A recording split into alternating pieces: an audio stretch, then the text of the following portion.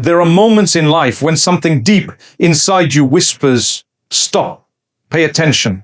It may not be loud. It may not come in the form of a booming voice from the sky, but it shakes your heart in a way you can't explain. That, my friend, could be a warning from the one who created you, a gentle call to turn back before the storm arrives. And when the most merciful sends a warning, it is never to harm you, but to protect you from a harm you can't yet see. The tragedy is not in the warning itself. The tragedy is in ignoring it. Every soul will face moments when it is pulled towards the wrong, when the sweetness of sin disguises the bitterness that follows. In those moments, signs appear, sometimes subtle, sometimes unmistakable, and they are placed before you to guide you back to safety. But if the heart is too distracted, too attached, or too proud, those signs pass like clouds, and the chance to change is lost. The first sign comes through your own heart. There comes a time in every person's life when, outwardly, everything may appear fine. You are still breathing, still eating, still talking, still working. But deep inside, something feels unsettled.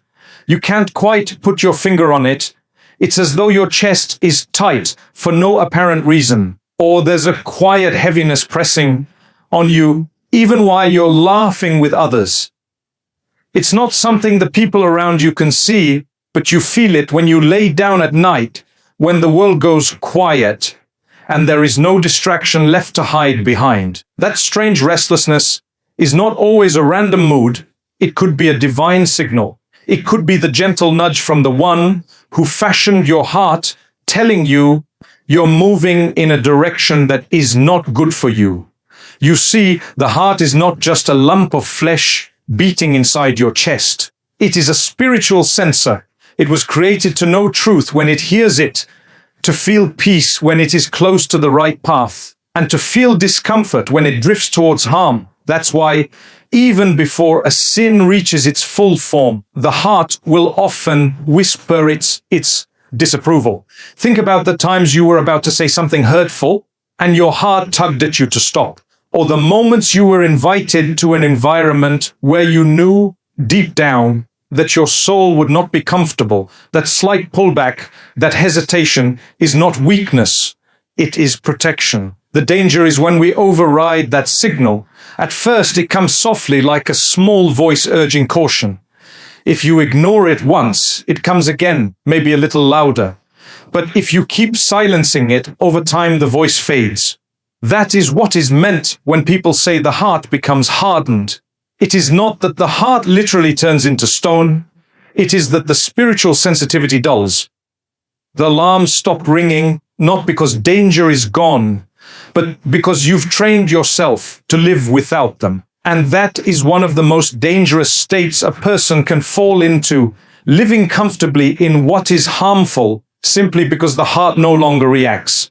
Imagine a person living next to a train track. The first night, they hear the trains passing. They cannot sleep. It's loud, disturbing, impossible to ignore. But after weeks and months, the sound becomes background noise. The trains still pass. They are still just as loud. But the person no longer notices. This is exactly what happens with a heart that ignores the warning sent by its creator.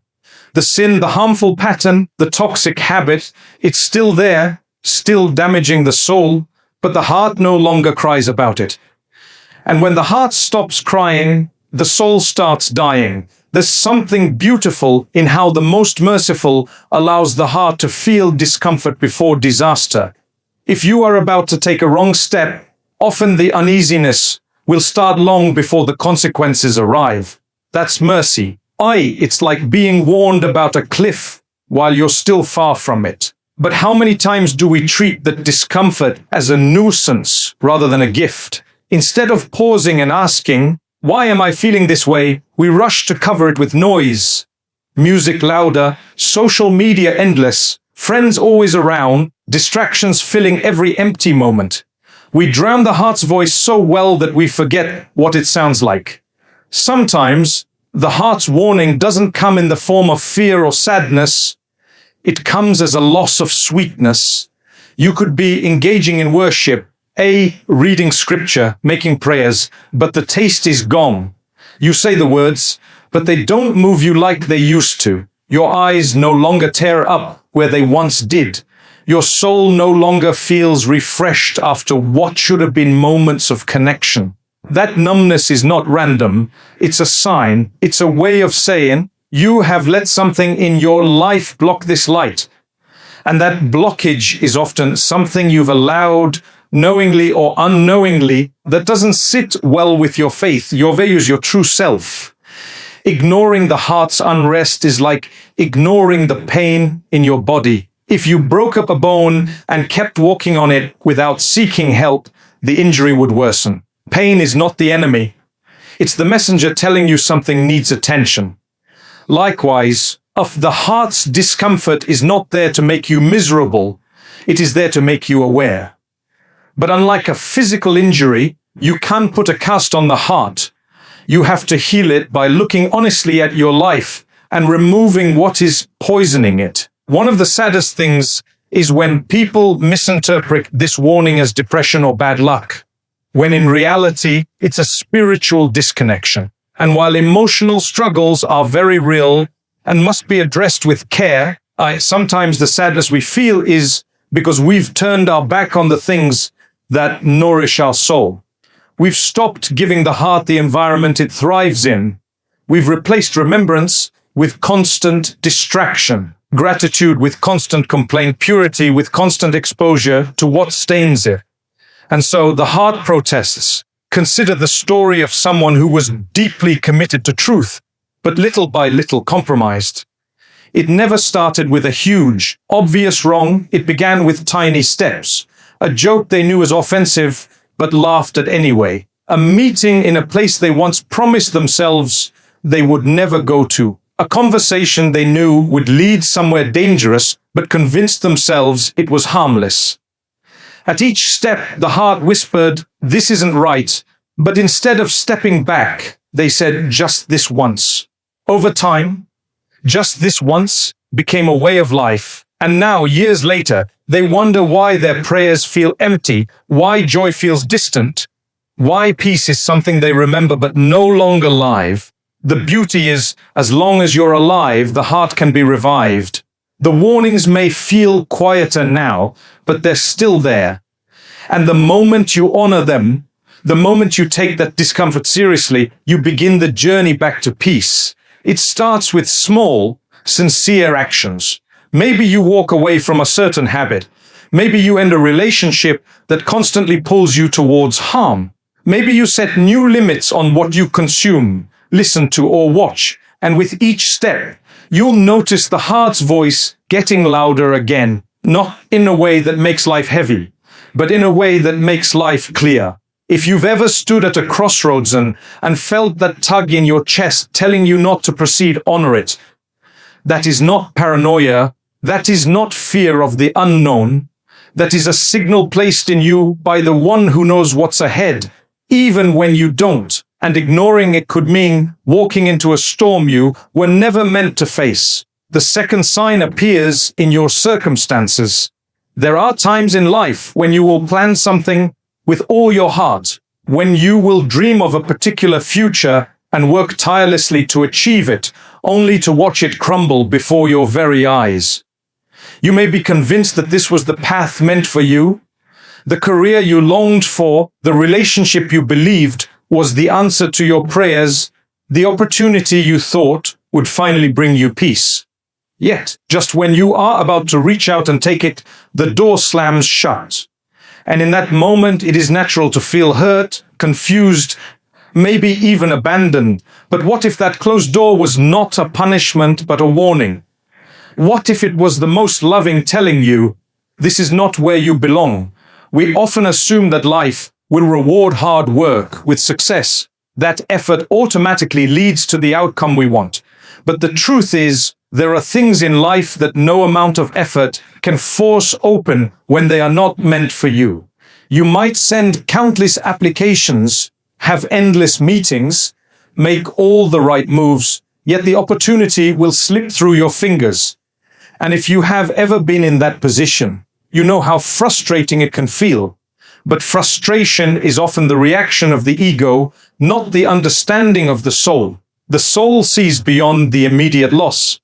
It knows that sometimes rejection is redirection. When a door closes, you are being removed from something, not always because it is bad in itself, but because it is not good for you. There are jobs that could destroy your values, even if they seem glamorous. There are friendships that could pull you far from the truth, even if they feel exciting. There are relationships that could weaken your faith, even if they feel intoxicating. And there are opportunities that could trap you in a life you are not meant to live, even if they seem to fulfill every desire you currently have. When you can't see the danger ahead, the one who sees it all can remove you from it, and that removal often looks like a loss. Think about the times you were desperate for something that didn't happen. Maybe you begged to be with a certain person, convinced they were the one who would make you happy. At the time, you couldn't imagine a better future than one with them in it. But then circumstances shifted, communication broke down, misunderstandings piled up, and eventually you went your separate ways. Perhaps you cried, perhaps you felt betrayed by fate.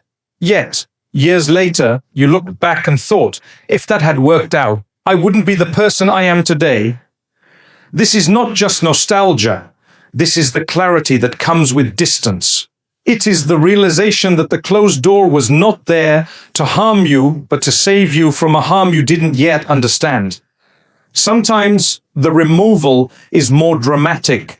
You may find yourself losing something you never thought you could live without. It could be a position you worked hard to earn, taken away overnight. It could be a friend you've known for years, suddenly drifting away. It could be a plan you've been building for months, collapsing in a matter of hours. And while your heart aches at the loss, there is often something else happening in the background. A space is being created for something better, purer, more suited to the person you are meant to become. You can't put new furniture in a room that is already overcrowded. Likewise, your life cannot receive new blessings when it is filled with attachments that block them. There is wisdom in how the most merciful closes doors. Sometimes it happens slowly, giving you time to adjust, to let go gently. Other times it happens suddenly, almost violently, because if you were given time to think about it, you would hold on tighter. It's like pulling someone out of a burning building. You don't stop to explain. You don't ask for permission. You simply take them out. In the moment, they might protest, but later they will understand why it had to be done.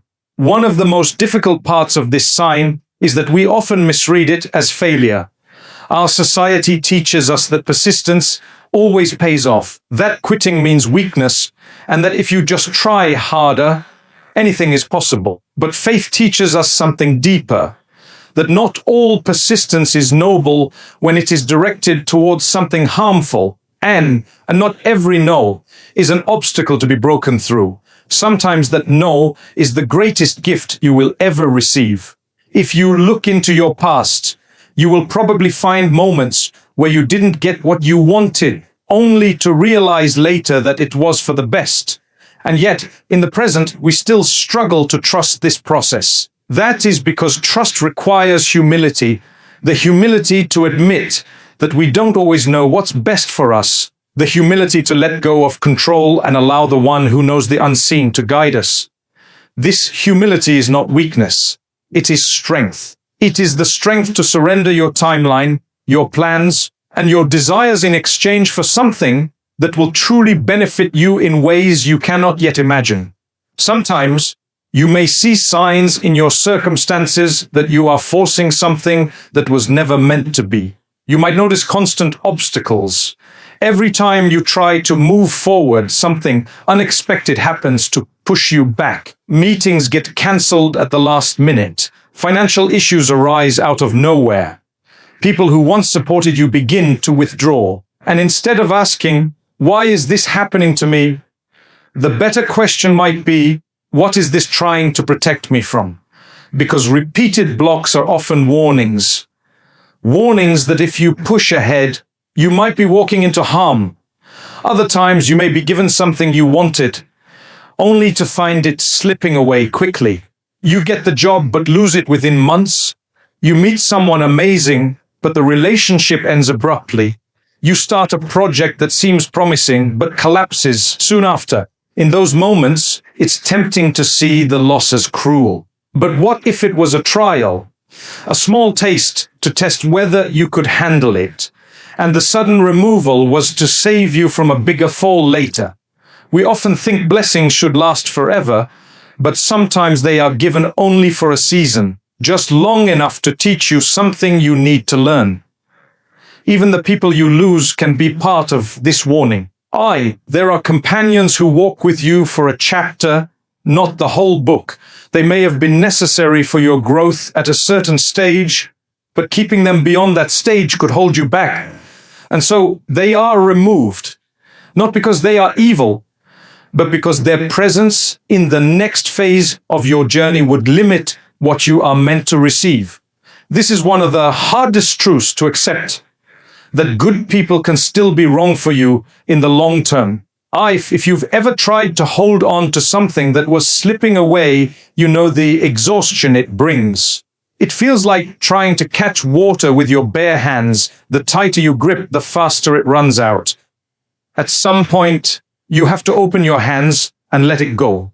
That moment of surrender is not defeat, it is acceptance. And acceptance opens the way for peace. The wisdom in your changing circumstances is often only clear in hindsight. But faith calls you to trust that wisdom, even while you're still in the fog. It calls you to see the closed door not as the end of the road, but as a sign to change your route. It calls you to believe that the one who closes one path is already preparing another, one that will take you to a destination far better than the one you had in mind. The third sign comes through reminders from others. There are moments in life when a single sentence can stop you in your tracks. It might come from a lecture you weren't even planning to attend, from a conversation you weren't really paying attention to, or from a short clip that appeared on your screen while you were scrolling without thinking. It could even come from someone who doesn't know anything about what you are going through, yet their words land on your heart with a weight that feels too precise to be random. In that moment, you feel as though the entire world has faded and those words are meant for you alone. That is not coincidence. That is a sign. Sometimes these reminders come at the exact time you need them most. You might be walking down a path you know is not right, but you have been ignoring the voice within. Then, out of nowhere, someone shares a verse or a prophetic saying that addresses your exact situation. Or you hear a story about someone who faced the very consequences you are heading toward. Or a friend casually tells you something they heard without realizing that what they just said has pierced through your defenses. In that moment, your heart tightens, your mind races, and for a split second, you are fully awake to reality. This is a mercy. It is as if the one who created you has sent you a personal message through another person's lips. The beauty of these reminders is that they are often gentle. They do not always come as scolding or loud warnings. They can be wrapped in kindness, humor, or even in completely unrelated conversations. But the effect they have on you is profound. A sentence that might be ordinary to someone else becomes extraordinary to you because it speaks directly to your circumstances. That's why two people can hear the same message, yet only one feels as though it was aimed like an arrow at their heart.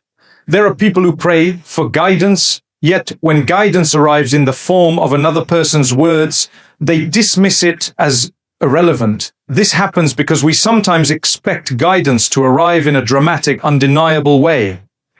We imagine a vivid dream, a sudden miracle, a voice from the heavens. But often, the one who guides uses the simplest means. A reminder spoken by someone else, placed in your path exactly when you need it. It is like rain falling softly on dry soil. You can choose to let it soak in and nourish you, or you can ignore it and let it evaporate. One of the signs of sincerity is that When a reminder reaches you, you are willing to take it seriously even if it comes from someone younger than you, less educated than you, or someone you don't usually look to for advice. The truth does not lose its value based on the vessel it comes from. There are countless moments in history where the most powerful truths were spoken by those the world considered insignificant. If your heart is open, you will hear the message no matter who delivers it. But if your heart is closed, even the most eloquent advice will bounce off without effect. Sometimes the reminder is not even spoken directly to you. You might overhear two people talking about a situation that mirrors your own. You might hear a teacher addressing a crowd, and yet every example they give fits your life perfectly. Or you might read a post that seems too relevant to be a coincidence. That relevance is not accidental. It is a carefully timed warning placed in your way, so you cannot say later, "I had no idea." Ignoring these reminders is like ignoring signposts on a dangerous road. If you were driving toward a cliff and saw a warning sign, you wouldn't say, "Well, the sign isn't talking to me personally." You would slow down, reassess, and change your route. Yet with our spiritual lives, we often see the warning signs and convince ourselves they are meant for someone else. We think, "I'm not that bad," or "I deal with it later," forgetting that later is not guaranteed.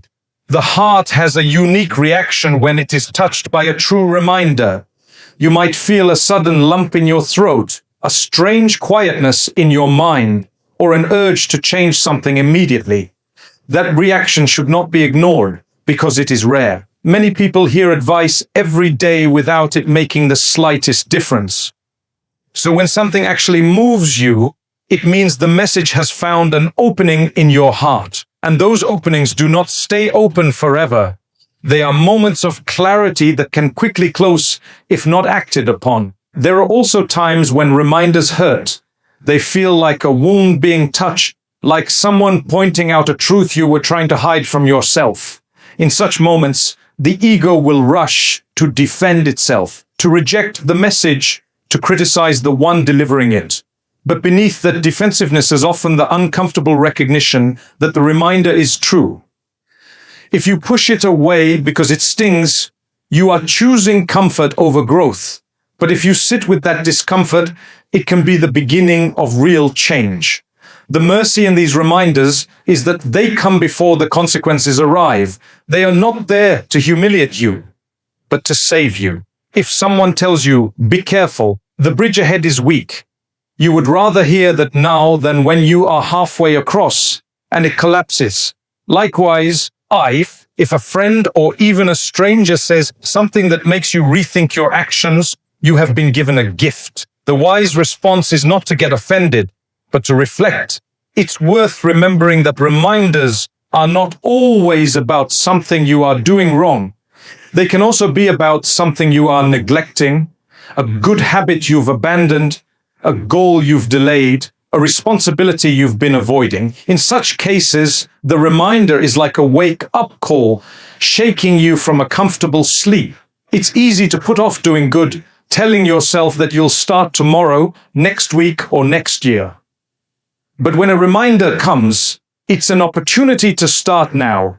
You never know which reminder will be your last before a major turning point in your life.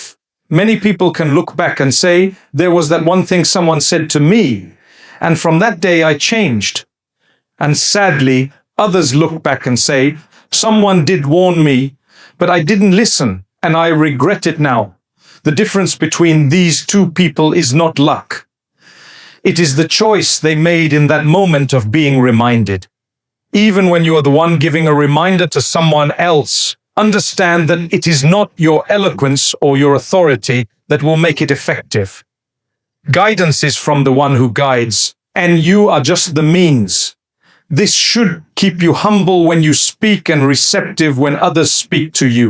A reminder might come from your child, your colleague, or even from someone whose life is very different from yours.